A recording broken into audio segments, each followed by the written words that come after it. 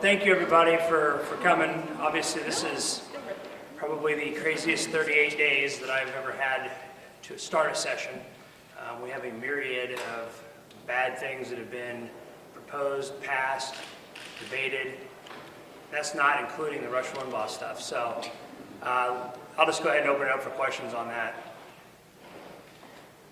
Well, speaking of the Rush Limbaugh situation, Stephen Tilley earlier answered some questions about that. He's still remaining solid in his plans to go forward and induct him into the Hall of Famous Missourians. At this point, is it even possible to continue to go forward and lob protests? Well, I think we're going to continue to make sure that people know exactly what's going on inside their Capitol building. And to enshrine somebody like him into the Hall of Famous Missourians is, I think, a really bad precedent to set. And it's not necessarily, I know that the speaker likes to bring up the fact that, well, some of the figures may be controversial or may have had certain controversial aspects to them, but usually those folks, we are able to look at their life and career in a totality. Usually they have passed away or have long since left public life. And with the way that Mr. Limbaugh operates, it's very likely that he's going to say something demeaning and arrogant and hurtful in the next 2 weeks. Mr. Jones, your counterpart on the Republican side, has been tweeting all morning how insulted he feels by what he considers a demeaning, derogatory editorial printed in the Post-Dispatch today. So I guess he knows how all the women that Rush Limbaugh attacks feel. Well, I asked him if exactly that. Does this help you understand how these women are feeling? He said there's no parallel. No parallel. He said he feels insulted, but yet there's no parallel between the two, even though one is completely false allegations. Yeah, I think that if you have, if you're going to turn a blind eye to one so that you can state your case, then you obviously are going to have inconsistencies like the flow there obviously has with that comment. And I'd like to ask Representative Jones, the speaker today said that Rush Limbaugh is an entertainer and that he's famous for being an entertainer, and that's why we should put him in the Hall of Famous Missourians. Are you entertained by Rush Limbaugh? Not at all. And I'm offended, and members of my caucus are offended, because not only does he attack women, he attacks women, he attacks people based on race, gender, sexual orientation, religious affiliation. He goes the whole gamut. And everybody is offended by it. Everyone in this building, I think, has been offended at least one time or another by something that man has said. It's the Hall of Famous Missourians. Right now his name is on the lips of every woman in Missouri. Isn't that enough? It's not the Hall of Infamous Missourians. And Rudy, let's face it, Rush Limbaugh also said that we should take every drug addict and go ahead and throw him into a pit. And that would be a good way to get rid of him. And of course, he said that before it became known that he was a drug addict. And he's been able to deal with that and ask for people to be nice about it. The ACLU even came to his defense on certain things. And all these people that he's attacked, and then he wanted to ask for privacy and understanding, and something that he is incapable and unwilling of exhibiting on his own right. And Mike, at the halfway point of legislative session, one thing that hasn't come to the House floor is any sort of comprehensive education. But from your perspective, what's holding it up?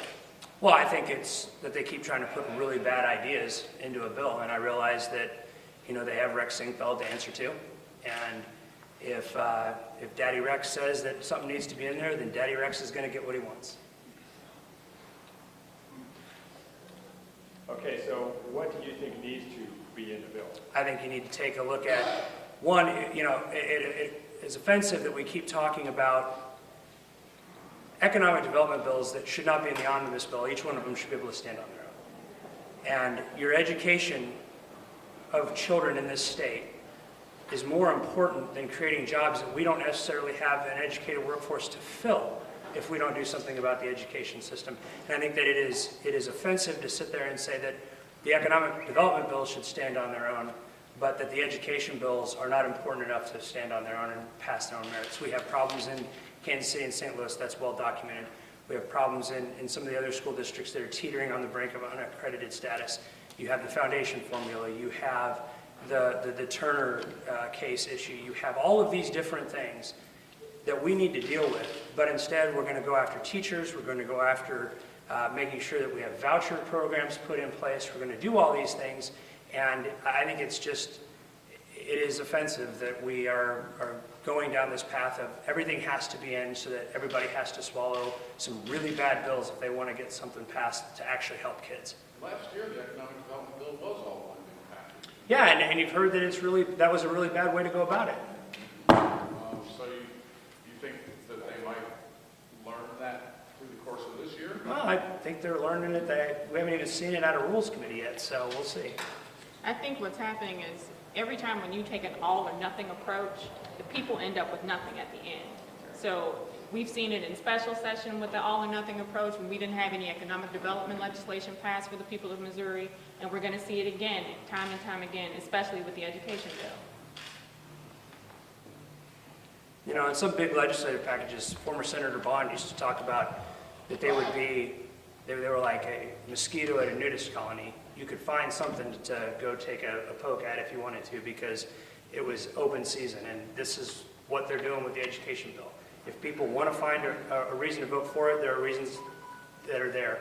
But there are plenty of really bad policy ideas that are going to be thrown in that bill, and unfortunately they're going to overshadow for a lot of people, particularly members of the majority caucus as well as members of the minority caucus, that we can't go home and defend with our folks, and that are really bad policy ideas for our districts. And it's not just one, it's not just two, it's 3, 4, and 5. A couple other Rush Limbaugh related questions. Is there anything as a minority caucus you can do to bring pressure on the Republicans as far as floor action or any actions on bills? We're taking a look at that, and then we're gonna see what we can do as far as bringing those things to light and making sure that people know what's going on. And I think if the emails that we've been getting and the Speaker's office have been getting are indicative, people are starting to really take notice of what's going on. And it's probably too late to craft and file a new bill at this point, but can you see some type of legislation coming out next year, or if there's a special session? Yeah, and there's also the amendment process. We can definitely start having that conversation very soon, as we are with the ethics issues. Where obviously the majority caucus had said that there's not much of an interest there. We're going to take a look. Obviously, 844 was put through really quickly. We went through about 6 different renditions in the conference committees, and I think that maybe looking at the Kevin Wilson-led bipartisan ethics reform committee that had some really good ideas is probably a good place to start on that. Do you get any sense that there's motivation from Republican leadership to let an ethics bill move in the House? I would hope that over the spring break that they would reconsider some of their previous comments, yeah. All right. Thank you, everybody. Have a good spring break.